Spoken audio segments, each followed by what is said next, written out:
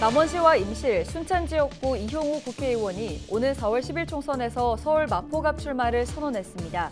이형우 의원은 11일 국회 소통관에서 기자회견을 열고 윤석열 정부의 성공을 위해 마포갑에 정치적 뼈를 묻겠다고 밝혔습니다.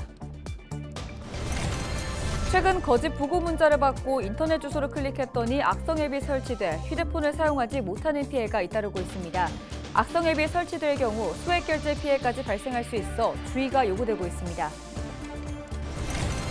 전주지방검찰청이 이기재 전북대 교수를 서거석 교육감 항소심 재판 증인으로 다시 신청할 계획입니다. 검찰은 이 교수의 구속 후에도 위증 배경과 경위를 수사하겠다고 전했습니다. 전북교육연대가 전북도교육청이 종합청년도 평가에서 2년 연속 최하위라며 서거석 교육감에게 해명할 것을 요구했습니다.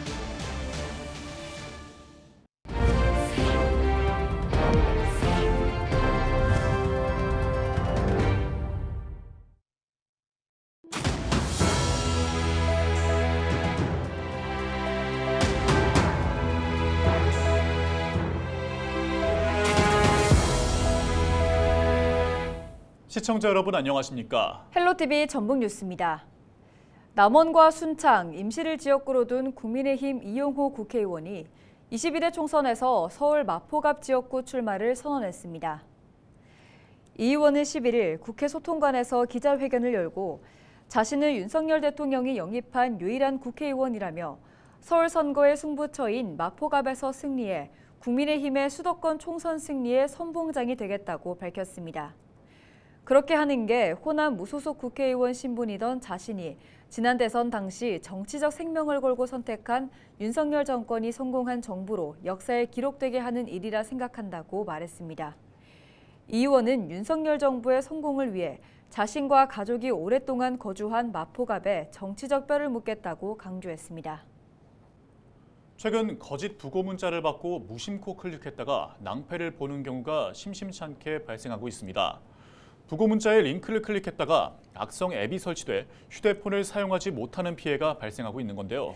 네, 악성 앱이 설치될 경우 자신도 모르는 사이에 이상한 결제로 이어지는 경우도 있다고 합니다. 결국 해킹당해서 금전적 손해까지 볼 수 있습니다. 이런 걸 스미싱 피해라고 하는데요. 당해선 안 되겠죠. 김남호 기자가 보도합니다. 전북 정읍 지역에서 자영업을 하는 50대 남호 씨. 나 씨는 최근 자신의 휴대전화 번호로 전달된 부친상 문자 때문에 피해를 당했다는 지인들의 항의를 받았습니다. 지인들이 문자 메시지 속 인터넷 주소를 클릭해 악성 앱이 설치되면서 일명 스미싱 피해를 호소한 것입니다. 나 때문에 이제 조금 복잡하게 일 처리를 하고 댕겼다라는 얘기를 좀 들었어요. 또 한 차례 가고 또 한 차례 가고 한 3차례 정도 간 것 같아요. 그게 한 이틀 동안에 계속 전화가 이제 이렇게 실시간으로 오다 보니까 다른 업무 전화는 거의 받을 시간이 없었습니다. 남원 지역에 살고 있는 20대 김모 씨는 금전적 피해까지 겪었습니다. 악성 앱이 설치된 후 휴대폰 소액 결제 시스템을 통해 150만 원이 빠져나간 겁니다. 경찰은 스미싱 의심 문자 메시지를 받게 되면 인터넷 주소나 전화번호를 클릭하지 않고 곧바로 삭제할 것을 당부했습니다. 장례식장 이제 문자 메시지가 오면 그 링크를 클릭을 하면 이제 아무것도 뜨지가 않습니다. 이제 핸드폰에 악성 앱이 깔려서 핸드폰에 있는 신분증 사진 그리고 그 개인정보가 유출이 되기도 하고요. 소액 결제 시스템이 이제 막아놓지 않으면 자동으로 소액 결제가 되는.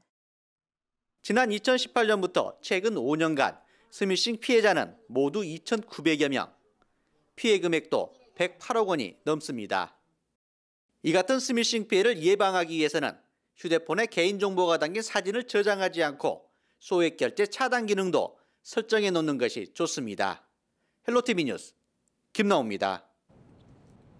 전주지방검찰청이 서거석 전북교육감 재판에서 허위 증언한 혐의로 구속 기소된 이기재 전북대 교수를 서교육감 항소심 재판 증인으로 다시 신청할 계획입니다. 또 위증을 자백한 이 교수의 진술을 서교육감 항소심 재판부에 제출하겠다고 11일 밝혔습니다.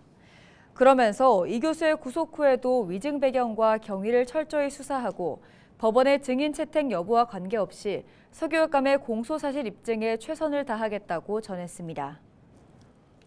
전북교육연대가 전북도교육청이 국민권익위원회 공공기관 종합청년도 평가에서 2년 연속 최하위라며 서거석 교육감에게 해명할 것을 요구했습니다.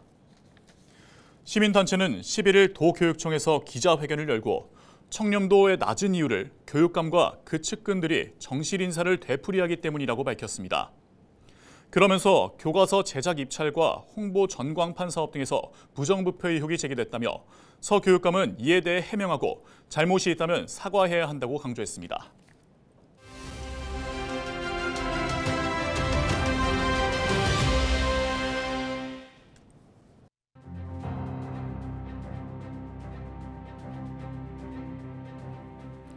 (22대) 국회의원 선거가 90일 앞으로 다가왔습니다.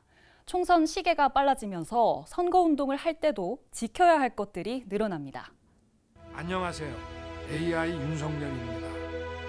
윤석열 후보와 너무 닮아 놀라셨습니까? 정치권 최초로 만들어진 지난 대선 때 등장했던 윤석열 대통령의 AI입니다. 딥페이크 기술을 활용한 가짜지만 진짜 후보와 같은 모습으로 유권자들과 소통했습니다. 그런데 이번 선거에서는 이런 방식의 선거운동에 제약이 따릅니다. 선거 90일 전부터는 딥페이크 기술을 활용할 수가 없죠. 규정을 어기면 7년 이하 징역, 5천만 원 이하 벌금에 처해집니다. 이런 내용은 이번 선거에서 처음 적용되는 건데 공직선거법 개정법 시행 시점인 이달 29일부터 강제할 수가 있습니다.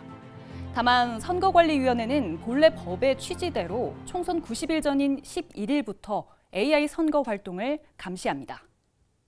제22대 국선 대비 허위사실 공표 비방 특별대응팀을 확대 편성 운영하고 있습니다. 특히 국선 선거일을 90일 앞둔 1월 11일부터는 AI 모니터링 요원, AI 감별반을 좀 조기에 편성 운영해서 시도 선관위 같은 경우에 AI 모니터링 전담 요원을 확대해서 운영을 하고 있습니다. 90일 전부터 금지되는 선거운동을 더 알아볼까요? 먼저 후보자가 되려는 사람은 출판 기념회를 열 수가 없습니다.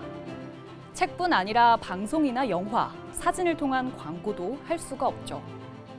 현직 국회의원이나 지방의회 의원은 이 시점부터 선거일까지 의정보고회를 하면 안 됩니다.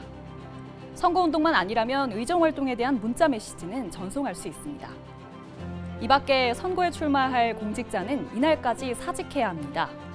후보자의 활동 보조인이나 투표 참관인 같은 선거 사무 관계자가 되고자 하는 경우에도 마찬가지입니다. 다만 국회의원의 입후보하는 경우에는 사퇴하지 않아도 됩니다. 헬로티비 뉴스 이세진입니다. 지난달 전북 지역의 고용률은 상승하고 실업률은 하락한 것으로 나타났습니다.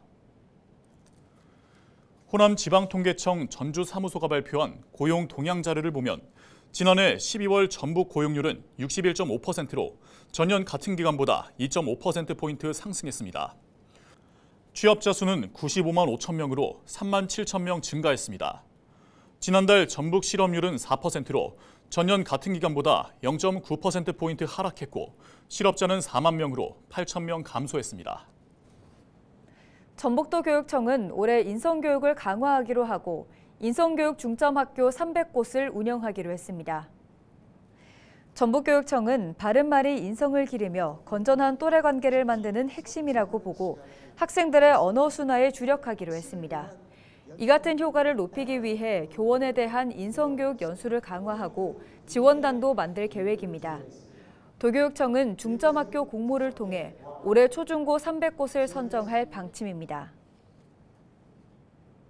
전라북도는 총선을 앞두고 공무원들의 정치 중립 훼손을 예방하기 위해 감찰 활동에 나설 방침입니다. 전북도 감사관실은 제22대 국회의원 선거를 앞두고 오는 4월 9일까지 공직기강을 바로잡기 위한 특별감찰에 나선다고 11일 밝혔습니다. 합동감찰반 30명은 14개 시군 산하기관 등을 상대로 공무원의 정치적 중립 훼손 행위와 선거철 복무 위반 등 공직기강 해이를 단속합니다.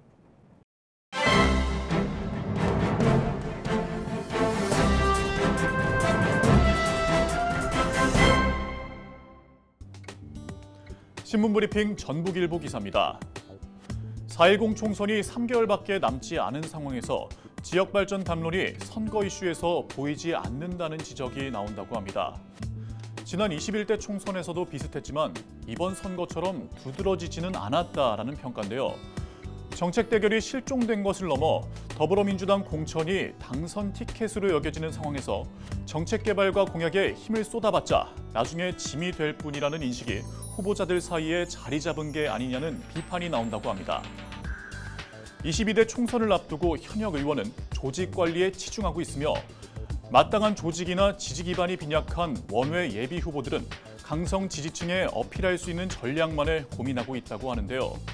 현역 의원들은 그나마 의정활동 경험을 통해 본의 주요 수건 사업을 알고 있지만 대다수 정치 신인의 경우 지역 현안에 큰 관심이 없는 경우도 적지 않다고 합니다.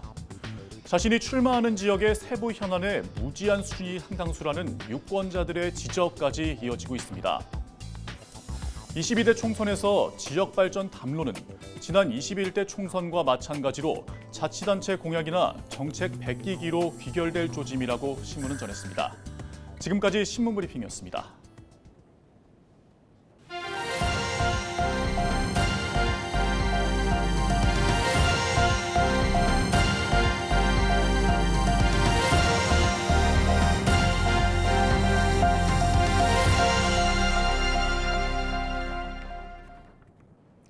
씨름 선수 200여 명이 임실군에서 전지훈련에 나섭니다.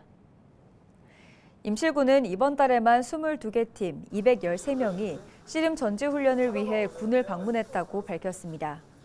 또 지난 2020년 씨름장 준공 뒤 임실군으로 전지훈련을 오는 씨름 선수단이 매년 늘고 있다며 지역 상권에도 도움이 될 것으로 전망했습니다.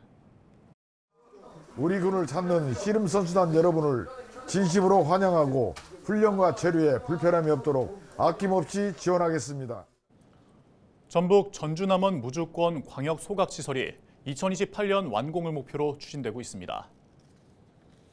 전북도는 김제, 완주, 임실에서 발생하는 생활 쓰레기를 하루 550톤 규모로 수용할 수 있는 전주권 광역 소각시설은 현재 소각시설 부지에 짓기로 했다며 2028년까지 완공할 계획이라고 밝혔습니다. 또 남원시와 순창군이 함께하는 남원권 광역소각시설은 하루 100톤 규모로 지난해 설계비 일부인 3억 원을 확보해 본격적인 사업 추진에 들어갔습니다. 전북도는 무주권 광역소각시설도 연내 착공이 가능할 것으로 전망하며 소각시설이 기피 혐오시설로 인식되지 않도록 친환경적으로 관리하겠다고 전했습니다. 고창 갯벌을 보전 관리할 세계유산 지역센터가 건립됩니다.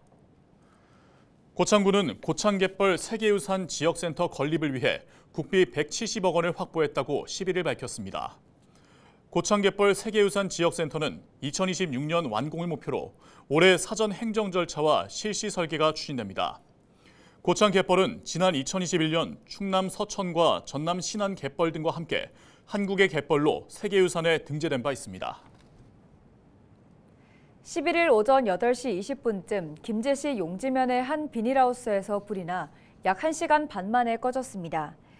이불로 다친 사람은 없었지만 비닐하우스 한 동과 보일러 등이 타면서 소방서 추산 1,900만 원의 재산 피해가 났습니다. 소방당국은 정확한 화재 원인을 조사하고 있습니다.